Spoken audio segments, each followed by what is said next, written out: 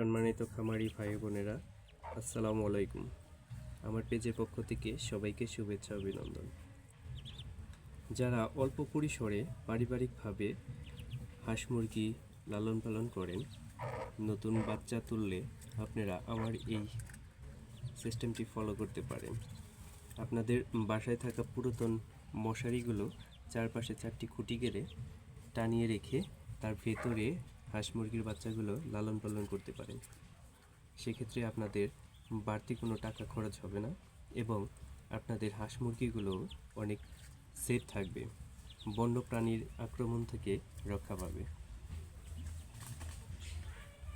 আমি এভাবে খুঁটি গেড়ে চারপাশে টিন দিয়ে তার ভেতরে নেট দিয়ে টানিয়ে দিয়েছি। আপনারা চাইলে এভাবে করতে পারেন, আবার শুধু মশারি টানিয়েও আপনারা ভেতরে হাঁস মুরগি রাখতে পারেন। ধন্যবাদ সবাইকে।